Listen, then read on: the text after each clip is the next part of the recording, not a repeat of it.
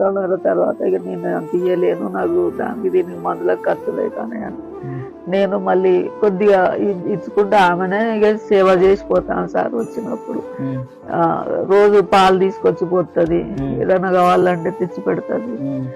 ఇక ఆమె ఇప్పటి వరకు అట్లా ఉన్నది సార్. ఆమె చేస్తుంది. ఎంతమంది ఉన్నా ఎవరు సేవభావంగా ఉండాలి, చేయాలి. నా బతుకు చాలా ఘోరమైంది సార్, నేను ఎవరికి చెప్పుకోవాలి. నా బతుకు చాలా ఇదిగా అయిపోయింది సార్. నేను ఎంత కష్టపడ్డానో అంత బతుకు భారం అయిపోయింది నాకు. మంచి అవుతుందమ్మా, కష్టపడ్డారు మీరు ఇంతవరకు. ఏం చేయాలి సార్, నాకు అర్థం కావట్లేదు. కనీస ధర్మం ఈ భూమి మీద ఇప్పుడు 3 సంవత్సరాల మీద 6 నెలలు సార్ ఈ భూమి నేలపైన పడుకుంటాను, నేలపైన నుంచి వెళ్ళేస్తాను సార్. జీవితం ఉండాలి, ప్రాణం పైన బాగుండేది సార్. అది మాట్లాడండి, ఇలాంటి వాళ్ళకి మేము హెల్ప్